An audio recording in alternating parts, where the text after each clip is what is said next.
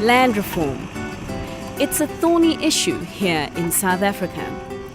Everybody's worried about it. Those that don't have it want it now. Those that do have it are afraid to lose it. And government is in a corner. The question is, how will it make good on a promise made more than 2 decades ago to provide the have-nots with land, without plunging the economy into crisis? It's a sunny day in the wide open spaces of Bronkhorstspruit near Pretoria, South Africa's capital city. This is the place Gift Mafuleka has called home since 2009. A dream come true for a young farmer from KZN. I was born and raised in the Zululand, KZN, in a town called Mpangeni, in the rural areas there by my late grandfather and my grandmother,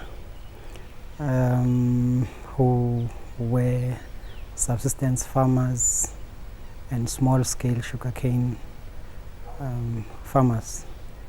I was raised by them because my mother used to work away from her home when I was young.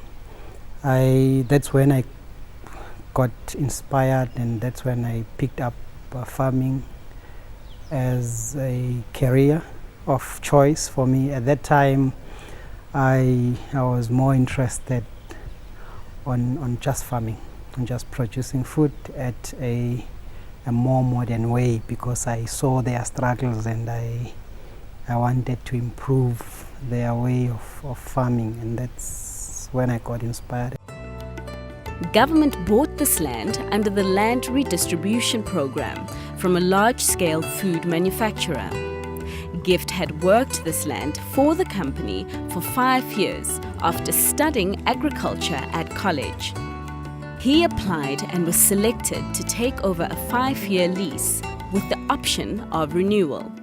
I started farming on this farm in 2009 and in 2010 actually, because 2009 was more of getting ready to start in terms of planning our 3-year journey as we saw it at that time with the then partners that I had approached to assist me to start this venture of commercial farming.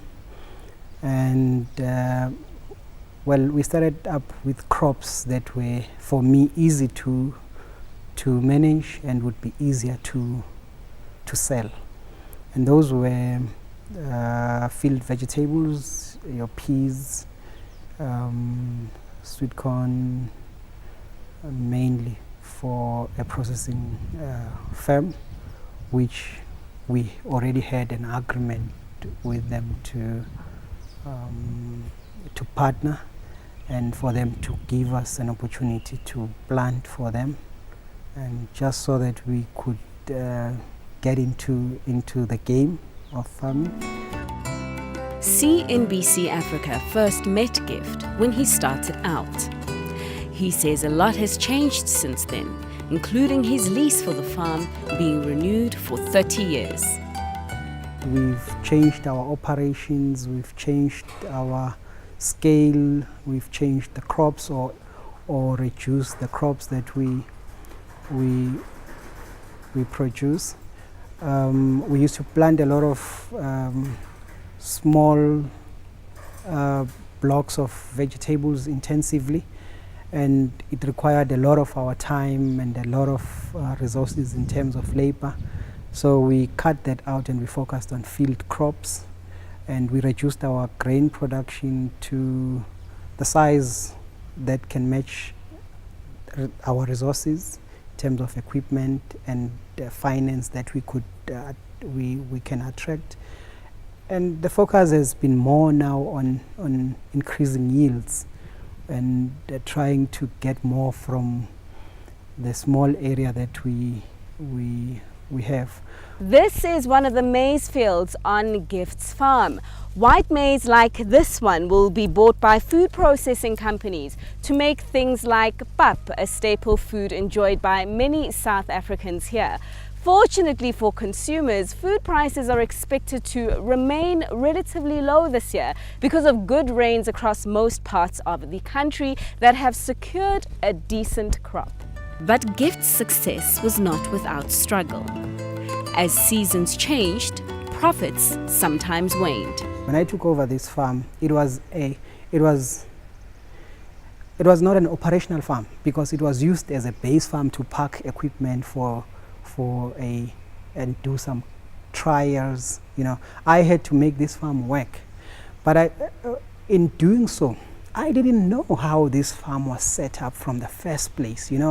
I went in here taking up on the farm that had infrastructure, it had irrigation and all of, but I didn't know that when they put up that center pivot, the 50-hectare center pivot, the intention was not to irrigate intensively. The intention was for supplementary irrigation. There is a very important aspect for me to become efficient in using that center pivot or that system. But those were just few things that I could pick up and make changes as quick as before I had to start paying in on those setups. When I took up this farm, there was a 200 kVA Eskom power, which now could cost you over 6,000 rands a month just on rental of the transformer. I didn't know that, you don't need such power. Whoever that was using this farm before needed that kind of power. But for me, a small farming enterprise, I needed perhaps quarter of that power. Gift believes the lack of a proper handover to emerging black farmers is one of the reasons government can't count more successes under its land distribution program. In my view, we will never be successful as new occupants on farms for as long as the transactions are not business. They are just land redistribution. They will never be. And then who is normally blamed? It is the same government who is the culprit. It is the new occupant who is a culprit. Someone who had sold the farm. He's smiling wherever he is or wherever she is, pocketed the money, and he's good. And in most cases, you'll find that those were businesses or those farms were in deep financial constraints. In most cases, and to get such cash injection to liquidate your problem so quickly, it only benefits one party. He says another reason is the fact that black farmers, like him, don't own the land they farm. This makes it hard to get money from banks in times of crisis. What would make things different is freehold of land, possession of title deed, because even if I had bought the farm through the bank system, it would still be difficult for me to use my property or a portion of my property, or whatever the case. I don't even know how those transactions are done because I've never been exposed to them as a form of security to take to the bank. I know sometimes people use their livestock for such, but not all of us has livestock to use as breaching finance also. But in short, for as long as new land occupants don't hold title deeds for their land, we may just call their businesses in a shambles. A sign of a difficult time is that Gift is often held up as a good example of land reform. Truth is, there are not enough of him. Overall, land reform in South Africa has struggled. At the birth of democracy in 1994, the government promised 30% of the land will be in black ownership by 2014. But this hasn't happened. Government's land audit covered 94% of the land registered at the deeds office. The rest is owned by the state. Government's land audit shows the majority of privately owned land is still in white hands, followed by coloureds, Indians, and blacks, followed by trusts, companies, and communities. It's understood that the same individuals own most of these companies, trusts, and community-based organizations. Frustrations over land peaked on this ground in Soweto, the largest township in South Africa. Residents of Protea Glen tried to grab the land government had failed to deliver. These are the traces of the tires and wires burnt in protest during the land grabs. Residents tried to build shacks that look like these ones to put a roof over their own heads. But police shot at residents with rubber bullets, dismantled the shacks, and returned the land to its bare state. Frustrations among residents of Protea Glen, however, still remain. The land issue is a very, very sensitive topic. It affects every South African. It doesn't matter who you are, whether you're rich or poor. But the saddest thing that I find with our government, it's been 25 years. And speaking from what I've seen, there isn't much to brag or to take home or take home.